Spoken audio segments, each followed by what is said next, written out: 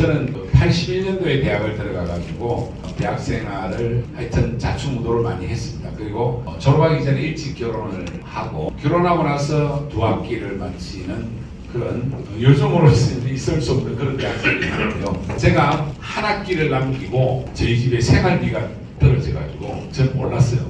저희 집 사람이 87년 2월 24일 날 한 3만 원밖에 안 남아있다. 어머니가 그 당시에 제가 대학 졸업할 때까지 하숙비를 저희 집 생활비로 주셨거든요. 그런데 그 돈이 올라오려고 하면 한 보름 정도 남았는데 3만 원밖에 안 남았으니까 그렇게 알아라 그러더라고요. 아니 그걸 지금 이야기하면 어떻게 하냐고 이제 큰 소리 쳤죠. 그러면서 알았어 내가 나가서 하여튼 벌어올게 이렇게 했는데 24일은 하루 종일 돌아다니도 답이 안 보이더라고요. 근데 궁하면 통한다고 87년 2월 25일 날 제가 답을 찾았어요. 그 답이 뭐냐면 2월 26일이 답입니다. 매년 2월 26일 날 서울대학교 졸업식을 하는 날이거든요. 그래서 졸업식장에 가서 커피 장사를 해야 되겠다 하는 게 제 인생에 있어서 첫 창업입니다. 여기 오니까 그 생각이 더 나는데요. 그렇게 해서 이제 저희 집사람한테 3만 원 중에 일단 장사비 1,000만 원 받아가지고 커피 믹스하고 종이컵을 사고 그리고 이제 동네 돌아다니면서 아주머니들한테 그 당시에 큰 보온병 상당히 큰 게 있죠, 그죠?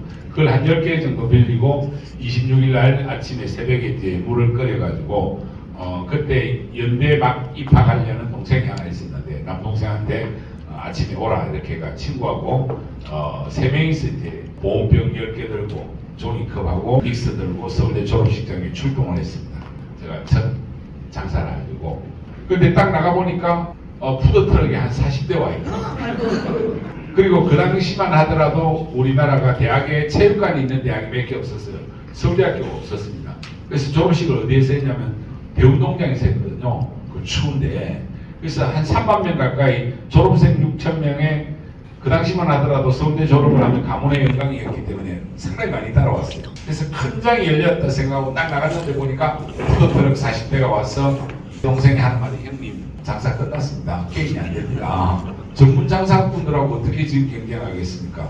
근데 제가 자세히 보니까 서울대 대운동장이 상당히 크거든요. 졸업식장하고 푸드트럭 있는 데가 한 50m, 100m 떨어져 있어요. 그럼 거기에 커피나 토스트 사러 온 사람은 정말 배가 고프거나 먹고 싶은 사람이고 다수의 사람들은 그냥 추운데 졸업식이 진행되는 그 와중에 그냥 있는 거예요. 아니다. 우리는 기동성이 있다.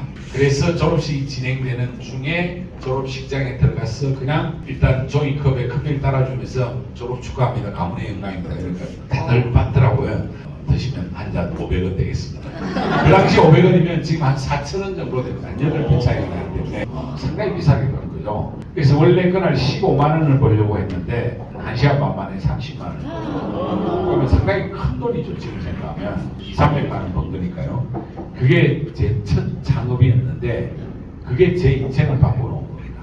그 졸업식장에서 있었던 중요한 일이 뭐냐면 선후배도 있고 하숙집 동료들도 있고 커피를 팔다 보니까 따라주고 나니까 하숙집 동료가 어쩌다가 네가 이렇게 됐냐. 다들 반응이 서울대생이 서울대 졸업식장에서 장사를 한다는 것에 대해서 이해가 안 된다는 거예요. 근데 저는 서울대생이 왜 커피 장사는 안 되지? 뭐 그런 생각 자체를 안 했습니다. 거기에 어떤 일이 있었냐면 하숙집 동료 중에 일부는 이제 졸업식 마치고 마지막으로 하숙집 가서 하숙집 아주머니한테 인사하고 돌아가는 과정에서 대부분 다 저 뒷담화를 한 거예요. 와, 손좋은 망해도 저렇게 망가졌다. 졸업도 안 하고 장가부터 가더만은 제가 또 대학 다닐 때 하숙집에서 망나니로 좀 통했거든요. 그러니까 그 이야기를 듣고 저는 이제 그날 나름대로 사업을 성공했다 생각해서 집사람한테 15만 원 주고 나머지 돈 가지고 동생들한테 알바비 주고 그래도 남아서 동태찌개 집에 가 저녁 회식을 했어요. 동생들하고. 그리고 딱 집에 올라가는데 전화벨이 막 울리더라고. 딱 받으니까 하숙집 아줌마야. 잘한다.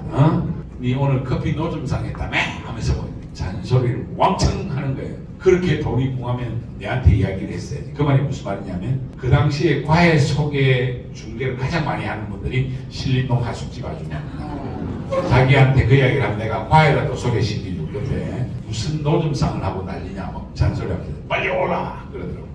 그래서 이제 밤이 좀 늦었으니까 그때 또 저희 집사람이 막 임신을 했을 때고 해서 내려가겠습니다. 그래서 그 다음 아침에 올라가니까 하숙집 아주머니가 과외를 소개시켜줬어요. 그 3월 2일 날 제가 잠원동에서 과외를 시작했을 때 그 학생이 제 인생을 바꿔놓고 그 학생도 자기 인생을 바꾼 겁니다. 그 학생이 뭐 반에서 한 20등 하던 학생이 결론만 이야기할게요.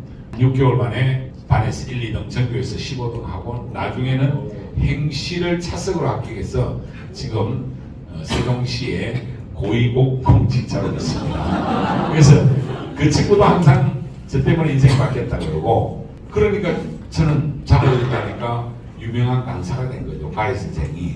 그래서 이제 잠원동에서 이 집 저 집 과외 하다가 어쩌다가 제가 학원 강사가 된 거고, 한 2년만 하려고 했던 게 지금 35년째 이 일을 하고 있습니다. 그게 저의 출발이고, 처음에는 소수정예로 전 과목을 가르치면서 고액 형태의 학원을 했었는데 96년에 제가 인생의 대전환을 한번 합니다. 그 전에 어떤 일이 있었냐면, 제가 학생을 2년 가르치려고 하다가 결국 이게 인생의 업이 된 중간 과정에는 큰 일이 한번 있었습니다.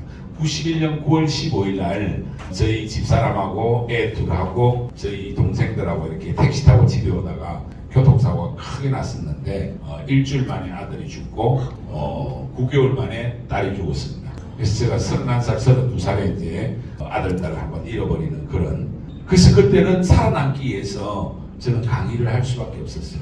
특히 92년 6월 11일 날 둘째 이제 딸이 가고 나서는 일주일에 60시간씩 강의를 했거든요. 그러다가 이제 93년 연말에 딸이 하나 태어나고 96년에 아들이 태어났는데 조금 이제 제자리로 돌아왔어요. 돌아와서 보니까 나이 36세, 새로 애들은 얻었지만은 자식 잃고 뭐 크게 한 일도 없고, 이 일은 아니다 생각하다가 결국 내가 가장 잘할 수 있는 길을 가자라고 97년에 대전환을 한 게 누구나 들을 수 있는 대중 강의를 하자는 거예요. 그 대중 강의가 97년 2월 2일 날 시작했는데 겨울방학이 끝날 때쯤 시작했거든요. 처음에는 학생이 한 10개 반을 개설했는데 7개 반은 하나도 등록을 안 하고 3개 반에 2명, 3명, 3명 이렇게 등록을 하면서 그 전에 소수정예로 꽤 돈을 벌던 걸 여기서 왕창 망가지는 줄 알았어요. 근데 그게 기적적으로 한 5개월 만에 제가 20개 반에 한 반에 250명씩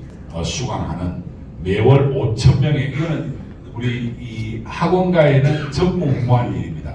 지금도 그 정도 강사는 없습니다. 자고 일어나니까 손사탐이라는, 아마 여기에 어떤 분들은 저 수업을 들은 분도 있고 자녀분이 관련된 분도 있을 건데 그런 손사탐이 나타났습니다. 그러면 이 손사탐이 그 당시에 97, 98 이럴 때 연봉이 한 50억 정도 됐거든요. 그럼 그 당시 연봉 50억이면 지금 100억이 넘는 거 아닙니까? 그렇죠? 그런데 창업을 한다는 게 사실은 쉽지 않은 일입니다. 창업이라는 건 바닥에서부터 새로 시작해야 되는 거예요. 그리고 이미 연봉이 지금 한 100억 이상 되는 사람이 충분히 안정적인 소득이 보장돼 있는데 기존 질서를 깼다는 건 쉽지 않죠. 근데 제가 창업을 한 이유가, 특별한 이유가 있습니다.